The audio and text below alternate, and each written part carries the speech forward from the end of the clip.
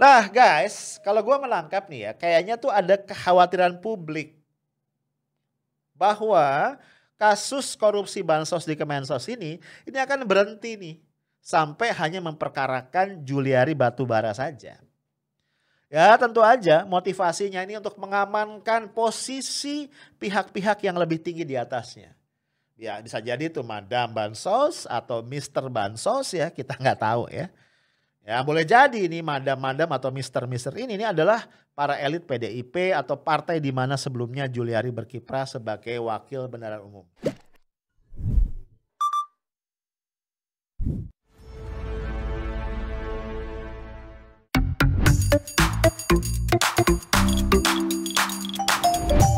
Hai guys, udah weekend lagi ya. Ini Sabtu tanggal 20 Februari 2021. Ya udah, kita nongkrong lagi di Coffee Break ya. Kita ngobrol-ngobrol tentang KPK. Ini ada berita yang agak gawat nih guys. Karena KPK dituntut ke pengadilan gara-gara dianggap menelantarkan kasus korupsi bansos Kemensos ya. Kacau ya. Jadi kayaknya nih ada banyak pihak yang ngerasa proses penyelidikan dan penyidikan kasus korupsi bansos Kemensos ini berjalan lambat merayap. Ya, beberapa nama kader PDIP sudah disebut-sebut namun tidak kunjung diperiksa KPK ya. Karena nggak tahan lagi, satu LSM ya, Masyarakat Anti Korupsi Indonesia atau MAKI sebagai komponen masyarakat sipil menggugat KPK ke pengadilan. Ya, MAKI menggugat KPK karena kader PDIP Ihsan Yunus yang di berbagai kesempatan sudah disebut-sebut namanya diduga terkait dengan korupsi bansos di Kemensos tidak kunjung diperiksa. Nah, koordinator dari MAKI, Boyamin Saiman mengatakan gugatan telah didaftarkan ke Pengadilan Negeri Jakarta Selatan hari Jumat kemarin ya.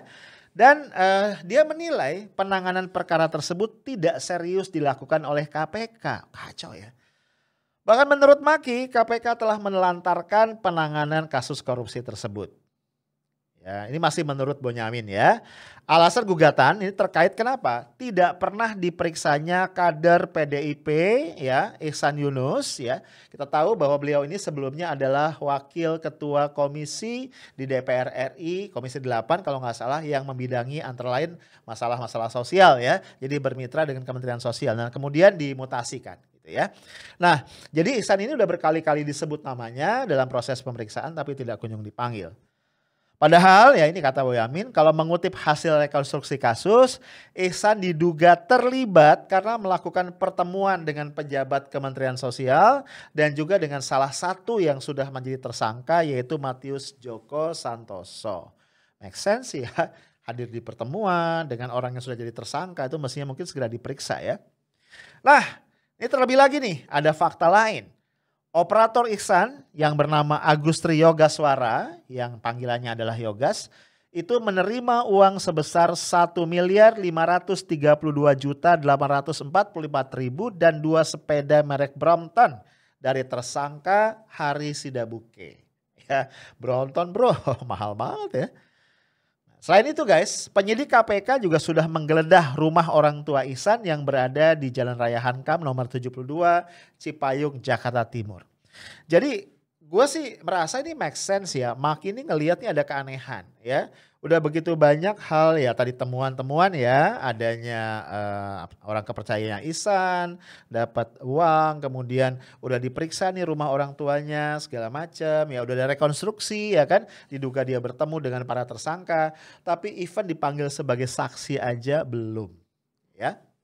Kita lihat nih, ini pernyataan dari Pak Boyamin. Penyidiknya telah melakukan serangkaian kegiatan terkait Ihsan Yunus.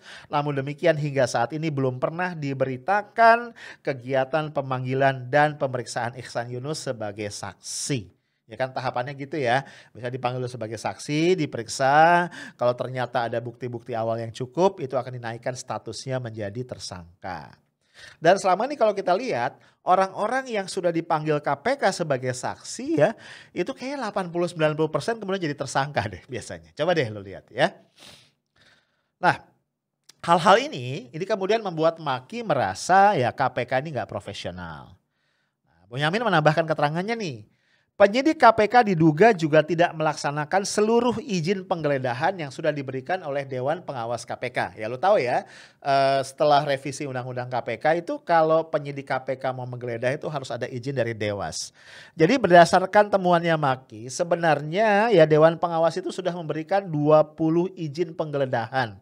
Namun sampai saat ini ya, menurut data yang diperoleh Maki juga itu baru sekitar 5 penggeledahan yang dilakukan ya. Jadi ada 15 spare yang belum dipakai. Dalam petitum gugatannya, Maki meminta agar Majelis Hakim Pengadilan Negeri Jakarta Selatan menyatakan secara hukum bahwa KPK telah melakukan tindakan penghentian penyidikan secara material dan diam-diam terhadap perkara dugaan korupsi bansos. Wih, serius juga ya.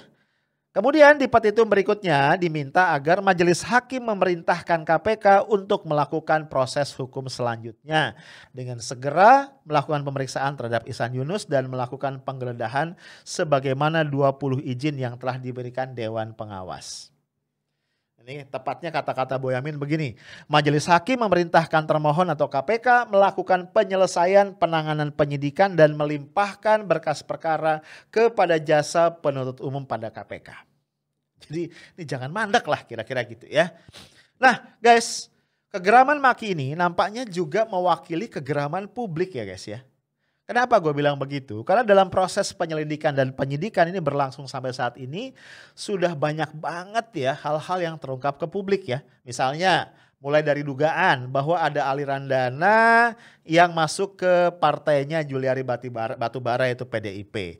Dan juga bahkan ada keterlibatan ya sosok yang disebut sebagai anak Pak Lurah dalam memberikan rekomendasi kepada PT Sritek Solo untuk dapat jatah pengadaan goodie bag misalnya. Begitu ya, ini dibahas panjang antara lain oleh media Tempo ya. Kemudian belakangan yang lebih dahsyat lagi guys ya, mungkin lu belum lupa ya, muncul berita tentang keterlibatan Madam. Ya, sehingga tagar Madam Bansos itu sempat jadi trending topik. Yang ditengarai merupakan petinggi PDIP. Waktu kan ceritanya ya, jatah pengadaan paket bansos yang berupa sembako itu ya, sebagian ada yang dikutip tuh 10.000 per paket oleh Juliari Batubara. Tapi ternyata jatah pengadaan bansos yang merupakan bagian dari Herman Heri dan Ihsan Yunus ya, itu diduga tidak dikutip ya. Karena kata sumbernya Tempo itu merupakan bagiannya dari Madam. Nah, Madamnya sampai sekarang nggak jelas. Muncul lagi nama-nama ya, Herman Heri, Ihsan Yunus, tapi semuanya sampai sekarang gelap. Nah guys, kalau gue melangkap nih ya, kayaknya tuh ada kekhawatiran publik bahwa kasus korupsi bansos di Kemensos ini akan berhenti nih sampai hanya memperkarakan Juliari Batubara saja. Ya tentu aja motivasinya ini untuk mengamankan posisi pihak-pihak yang lebih tinggi di atasnya. Ya bisa jadi itu Madam Bansos atau Mr. Bansos ya, kita nggak tahu ya. Ya boleh jadi ini Madam atau Mr. ini adalah para elit PDIP atau partai di mana sebelumnya Juliari berkiprah sebagai wakil bendahara umum. Again, ini dugaan ya yang berkembang di publik ya, yang sangat logik. Karena bagaimanapun Juliari Peter Batubara adalah elit PDIP dan melihat besaran atau ukuran ya size dari korupsinya kayaknya agak nggak mungkin. Ini hanya dinikmati oleh Juliari secara pribadi. Nah guys, kalau kekhawatiran publik tadi bahwa kasusnya akan berhenti sampai Juliari yang dibiarkan tidak segera dijawab dengan terang benderang oleh KPK, yang gue khawatirkan satu nih. Ya, trust masyarakat kepada KPK ini akan terus melorot. Ya. Dan ingat ya, saat ini problem besar pemerintah adalah distrust yang tinggi dari masyarakat. Nah kalau KPK pun tidak dapat trust masyarakat ya selesai.